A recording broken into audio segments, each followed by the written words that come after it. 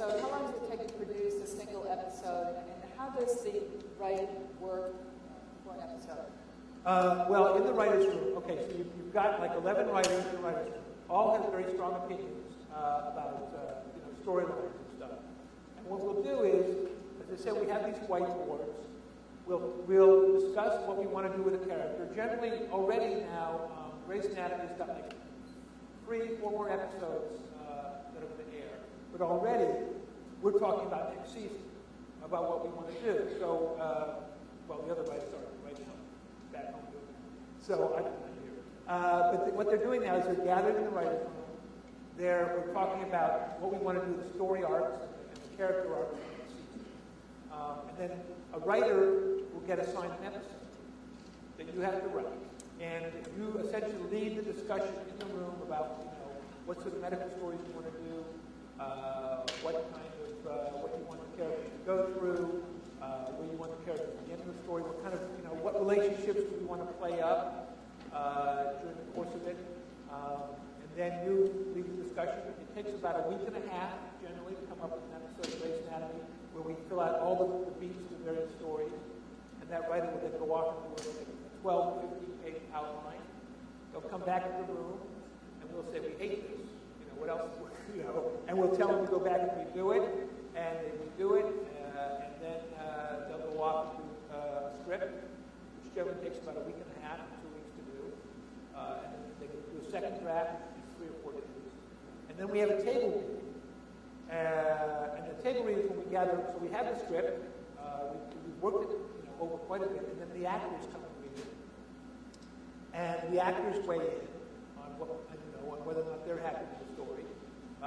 We always hope they are happy, and if they're not, we collaborate with the actors on making it better. Sometimes the collaborative experience is better than other times, whether or not they want to listen to us.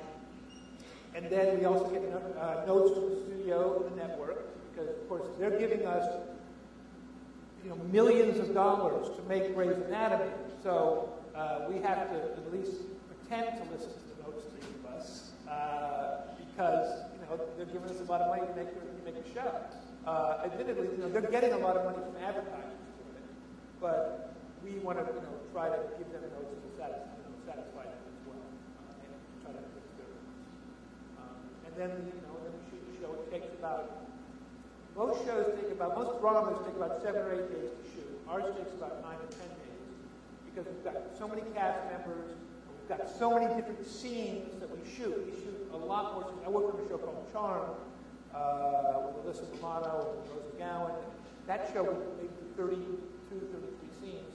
On Grey's Anatomy, we do like 53, 54 scenes. We do a lot of scenes. So that's why it takes extra time.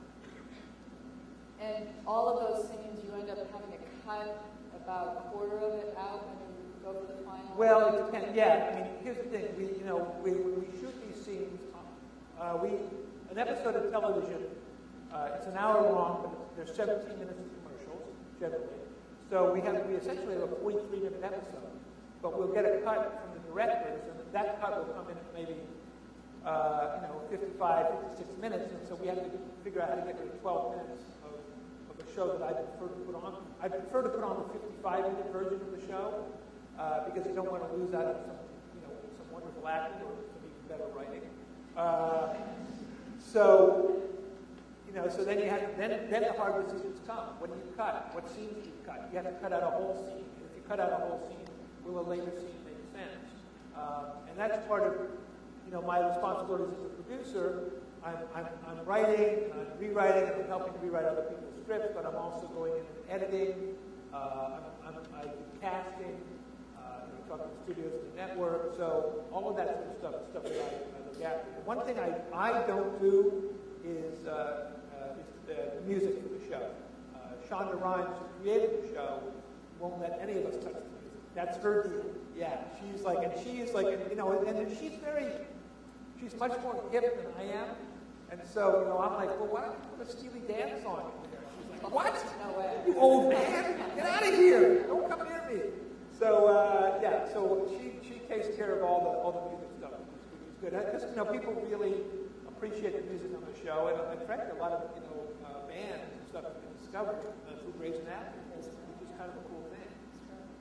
How do these kids get to where you are? Give me some advice.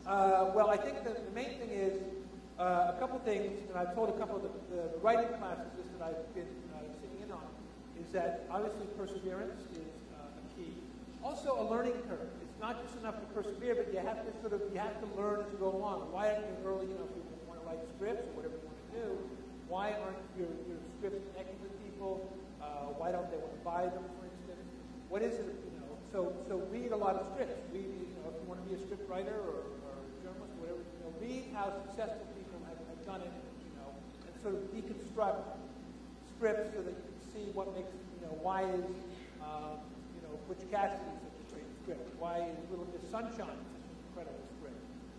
Or Sideways. Any of these number of scripts, and I love reading movie scripts just to sort of see that. And then I guess, if you want to be a writer, it's again, write something that people can't ignore. Write, I wrote A Company Man. People came to me. I didn't have to go to people after that. They came to me wanting to know if I could write stuff for them.